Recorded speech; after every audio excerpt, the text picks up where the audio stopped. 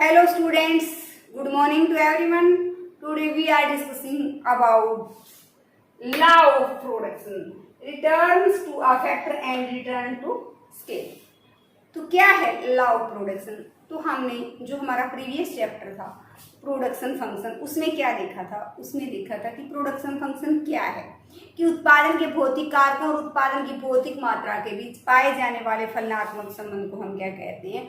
Production function कहते हैं। वो भी हमारा क्या था? 2 टाइप्स का था, short run production function and long run production function. तो शॉर्ट रन में क्या था कि क्या करते हैं हम शॉर्ट रन में, कि कुछ साधन तो हमारे क्या होते हैं? फिक्स्ड होते हैं, और जब प्रोडक्शन को इंक्रीज करना है तो वो क्या कर सकते हैं? हम सिर्फ और सिर्फ वेरिएबल फैक्टर की मात्रा को इंक्रीज करके ही हम प्रोडक्शन को इंक्रीज कर सकते हैं। तो जब हम वेरिएबल फैक्टर्स की मात्रा को इंक्रीज करके प्रोडक्शन को इंक्रीज करते हैं, तो वो जो प्रोडक्शन इंक्रीज होता है वो क्या होता है? कुछ नियम के अकॉर्डिंग इंक्रीज होता है। ऐसा नहीं कि अपने मन मर्जी से कभी घटना बढ़ना, नहीं, वो कुछ नियम के अधीन होता है। और उसी प्रकार से हम क्या करते हैं, जब लॉन्ग रन में सभी फैक्टर को इंक्रीज करके हम क्या करते हैं? प्रोडक्शन को इंक्रीज करते हैं, तो वो भी क्या होता है? हमारा कुछ नियम के अधीन ही हमारा जो प्रोडक्शन है वो इंक्रीज होते हैं। तो जिन नियमों के अधीन हमारा प्रोडक्शन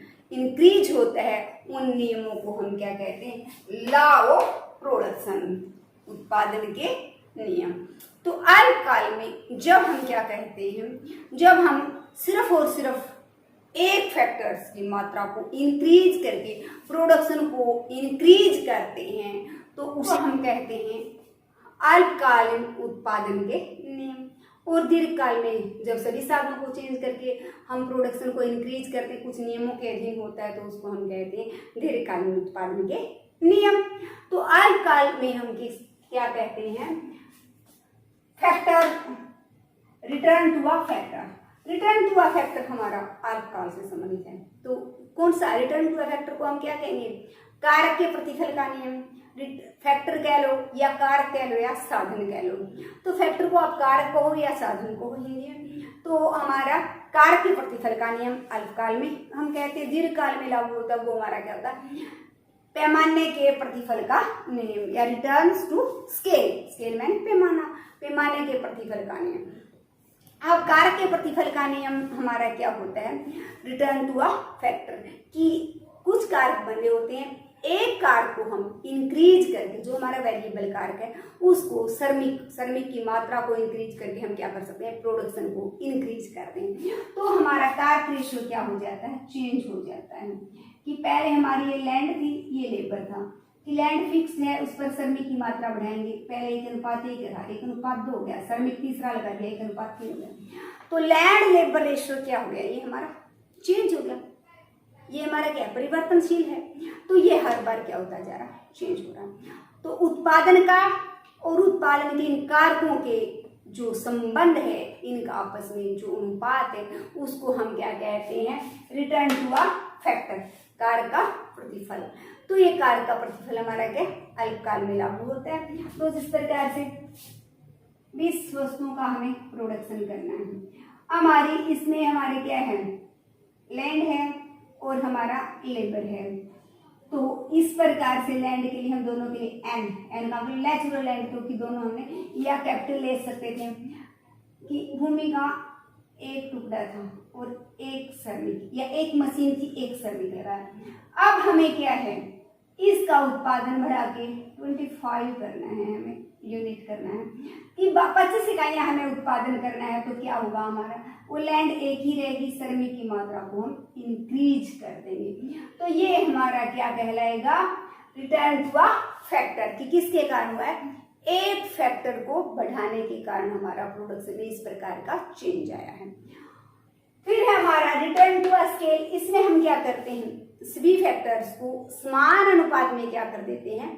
इंक्रीज कर देते हैं। तो ये हमारा जो रेशो है वो हमारा क्या रहता है? एज इट इज रहता है, कांस्टेंट रहता है, वो चेंज नहीं होता। तो देखिएगा, एक श्रमिक है, एक मशीन है, उत्पादन को दुगना करना है, तो हम क्या कर देंगे? मशीन की मात्रा भी 2 कर देंगे, श्रमिक की मात्रा भी 2। रेशो हमारा 1:1 1:1 रहा। अब इसको 3 करना है तो इसकी संख्या को भी, तो श्रमिक की संख्या हो, भूमि की संख्या हो, मशीन की संख्या, उनको हम जिस अनुपात में हमें उत्पादन बढ़ाना है उसी अनुपात में हम क्या कर देंगे, इंक्रीज कर देंगे। कि 20 से 40 इकाइयां बढ़ाना था तो सभी की संख्या को हम क्या कर देंगे, डबल कर देंगे। तो ये हमारा क्या है, रिटर्न टू अ स्केल, कि हमारा पैमाने के प्रतिफल का नियम। अब हमारा जो है इन दोनों में अंतर क्या है, return to a factor and return to scale. देखिए ये हमारा शॉर्ट पीरियड से संबंधित है, ये हमारा क्या लॉन्ग पीरियड से। इसमें यदि हमें प्रोडक्शन इंक्रीज करना है तो सिर्फ और सिर्फ वेरिएबल फैक्टर की मात्रा को इंक्रीज करके कर सकते हैं। यहाँ यदि हमें प्रोडक्शन इंक्रीज करना है तो सभी फैक्टर को इंक्रीज करके कर सकते हैं, क्योंकि यहाँ कोई भी फैक्टर फिक्स फैक्टर नहीं होता। फिर यहाँ यदि हमारा होता है production, return to a factor में हमारा क्या है कि जो कारक रेशियो है वो क्या होता रहता है, चेंज होता है, इसलिए हमारा लॉ ऑफ वेरिएबल प्रोपोर्शन का नाम भी इसको देते हैं। लेकिन यहाँ पर क्या होता है, कारक रेशियो फिक्स है इसलिए हमारे फिक्स्ड रेशियो है। इसमें इसका फिर आप दोनों उसकी तरफ हमारा क्या है, ये हमारा यूनिट ऑफ लेबर है, ये हमारा लैंड, वो तो इतनी लैंड इतनी कितनी रही, ये हमारा क्या होती गई, बढ़ाते गए। तो ये हमारा रेशियो क्या होता है, जरा चेंज होता है, जरा इसका डायग्राम दे सकते हैं। फिर ये हमारा इस प्रकार से है, लैंड है, इस प्रकार से इस साइड हमारा लेबर है, तो दोनों को समान अनुपात में इंक्रीज करके हम क्या कर सकते हैं, प्रोडक्शन को इंक्रीज कर सकते हैं। तो यहाँ हमारा रेशियो क्या रहता है, सेम रहता है। इसमें हमारा जो है जो पैमाना नहीं इंक्रीज नहीं हो सकता, पैमाना एज इट इज रहता है। लेकिन यहाँ पर क्या है, पैमाना को हम इंक्रीज कर सकते हैं अपनी मर्जी के अनुसार।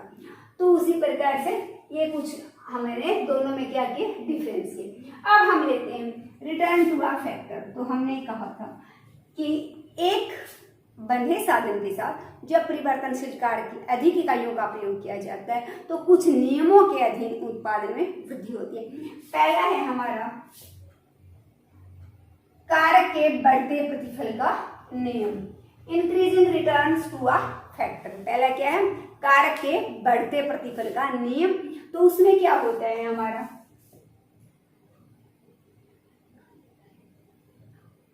दो है, फिर उत्पादन 5 हुआ, ये टोटल प्रोडक्शन है।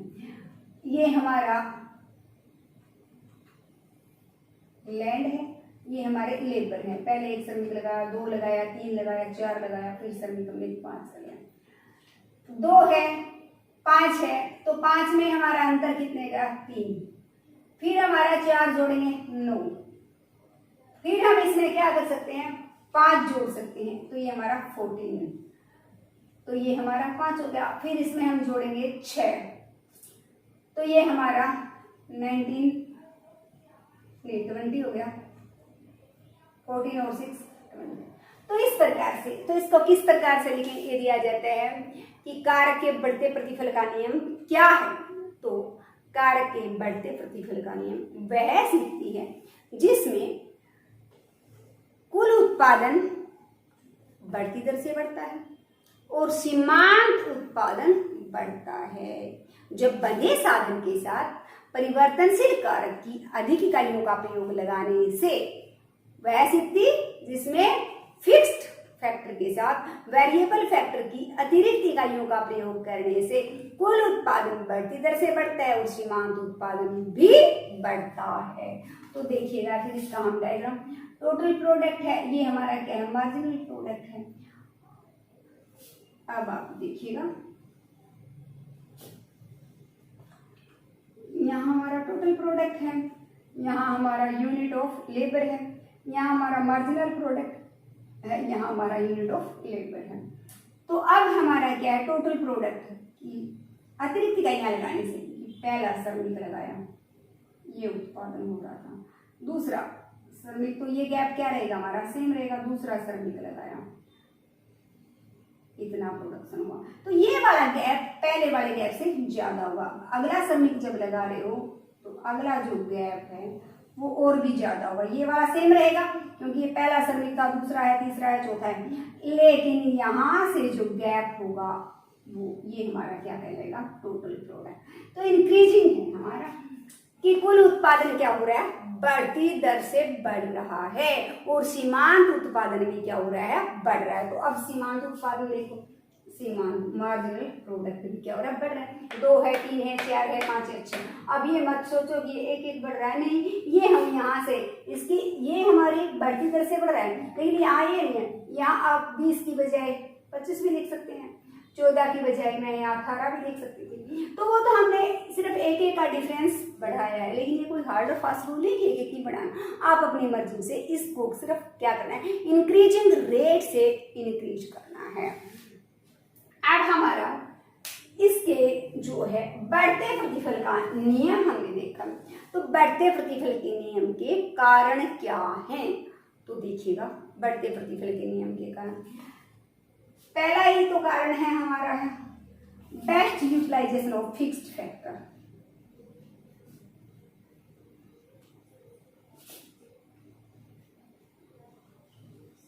ऑफ फिक्स्ड फैक्टर,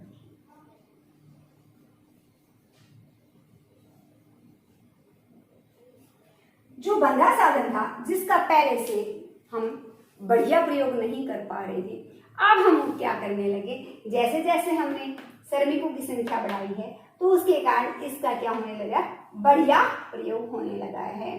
तो बढ़िया प्रयोग जिस प्रकार से एक मशीन थी या एक हमने कहा लैंड 1 हेक्टेयर लैंड थी, एक टुकड़ा भूमि का था, एक श्रमिक लगाया, वो ने ढंग से पानी सारे काम उसी को करने थे। हम कहते ना 70 कामा का हाथ लगा हुआ एक भी नहीं पूरा कर पाता, तो वही काम इस व्यक्ति के साथ, खुदाई भी उसको करनी थी, नालियां भी उसको संभालनी थी, पानी भी उसको देना था, हल भी उसको चलाना था, मतलब जितने भी कार्य थे जो है वो अकेले उसी को करने थे, वो उसका बेस्ट यूज नहीं कर पा रहा था।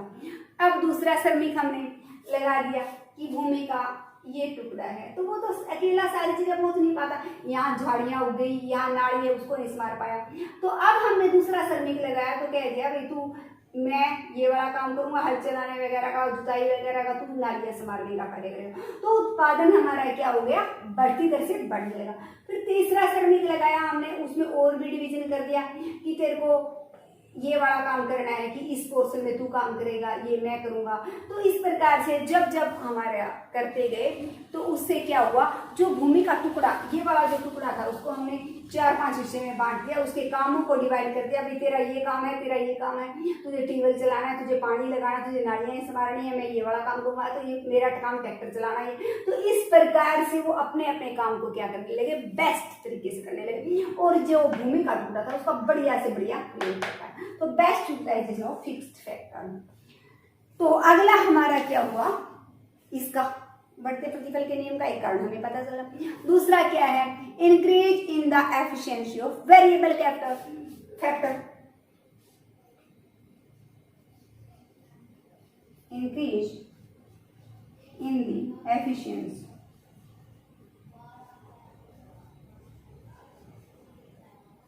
Of variable factor. वेरिएबल जो फैक्टर था उसकी एफिशिएंसी क्या होगी, इंक्रीज हो गई। तो देखो एक अकेला काम था, एक अकेला आदमी सारे काम वही संभाल रहा था, तो वो किसी भी काम में परफेक्ट नहीं हो रहा था। अब काम को अलग अलग हिस्सों में बांटकर डिवीजन ऑफ लेबर कर दिएगा, श्रम विभाजन कर दिएगा, समझा देगा कि आपका काम यही है। एक आदमी जब एक ही काम को करता है तो वो उसको दिल बहुत ज्यादा अच्छे तरीके से करता है कि वो अपने काम में क्या हो जाता है, परफेक्ट हो जाता है, आंख बंद करके फटाफट उसका, तो उसकी एफिशिएंसी क्या हो जाती है, इंक्रीज होता है। तो यहाँ भी यही हुआ। तो हम इस प्रकार कोई भी एग्जाम्पल ले सकते हैं कि जिस प्रकार से कपड़े सिलने का कार्य, एक आदमी क्या करता है, वही कटिंग करता है, वही सिलने का काम करता है, वही प्रेस करता है, वही तुरपाई करता है, तो वो किसी काम में इतना बढ़िया हम ये कह सकते हैं कि परफेक्ट नहीं हो सकता। लेकिन जब हम क्या करते हैं, काम को अलग अलग पार्ट में डिवाइड कर देते, कटिंग करने का कार्य कोई और कर रहा है, सिलने का कार्य कोई और कर रहा है, तुरपाई तो वो तुरपाई वाला आंख बंद करके भी ऐसे ऐसे फटाफट से लगाता जाता है। लेकिन जब सारे कामों में हाथ लगाते तो वो इतना हम कह सकते हैं अपने काम में परफेक्ट नहीं हो पाता। तो डिवीजन ऑफ लेबर के कारण हर एक श्रमिक क्या है, अपने काम में परफेक्ट हो गया। तो उसके कारण हमारा क्या हो गया, प्रोडक्शन इंक्रीज हुआ और कॉस्ट क्या होगी, कम होगी। हमारा लॉ ऑफ इंक्रीजिंग जो रिटर्न है, इंक्रीजिंग रिटर्न ऑफ फैक्टर है, उसको हम क्या किसको दूसरे नाम से क्या बता सकते हैं, घटती लागत का नियम, law of decreasing cost. Law of increasing return है, लेकिन उसका दूसरा नाम क्या है, लॉ ऑफ डिक्रीजिंग कॉस्ट। की लागत हमारी क्या हो रही है, कम हो रही। इसी तो कॉस्ट का यू आकार का है। स्टार्टिंग में हमारा रिटर्न बढ़ रहे हैं तो कॉस्ट क्या होती है, कम होती है। अब है हमारा तो दोनों की यूटिलाइजेशन हमारे बढ़िया से बेस्ट फैक्टर कॉम्बिनेशन।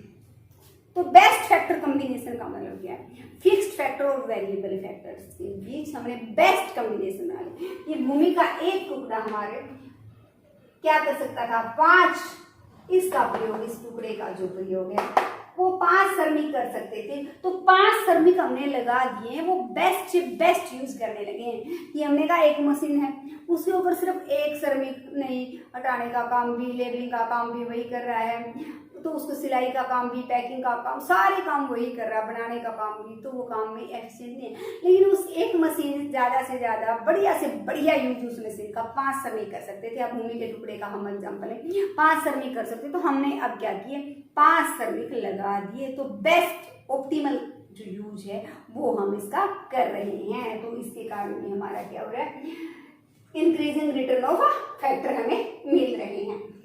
अब फिर हमारा क्या है कि जो फैक्टर हैं हमारे वो क्या हैं, किस प्रकार के फैक्टर हैं। फैक्टर ऐसे हैं कि जिनको फैक्टर आर नॉट डिविजिबल, कि फैक्टर ऐसे हैं कि उनको हम छोटे छोटे टुकड़ों में नहीं तोड़ सकते। इस प्रकार से आपने कहा कि कोई काम करना है, आपको क्या है, एक टाका ही लगाना है कि स्कूल ड्रेस का कोई टाका टूटा हुआ है और आपको वो ठीक करनी है, क्योंकि टीचर ने कहा कल से फटी हुई नहीं पहन के आनी, इसको संभाल के पहन के आना है। तो आपके घर में मशीन नहीं है, आप एक मशीन किराए पर लेते हो, उस मशीन वाले ने आपको कहा है कि 100 रुपये किराया है, आप एक दिन के लिए आपको मशीन मिलेगी, उससे कम के लिए वो देता नहीं। तो आप वो मशीन, ऐसा नहीं है कि टाका मेरा छोटा सा अगला हिस्सा तोड़ के लिए आऊंगा, नहीं, वो पूरी की पूरी मशीन आपको हायर करनी ही करनी पड़ेगी, लेनी ही लेनी पड़ेगी। अब उससे फिर आप क्या करो, चाहे तो हम एक इकाई बनाएं कि वो एक टाका लगा ले, उसकी कीमत हमारी क्या पड़ेगी, उसकी लागत पड़ेगी 100 रुपये। चाहे हम क्या करें,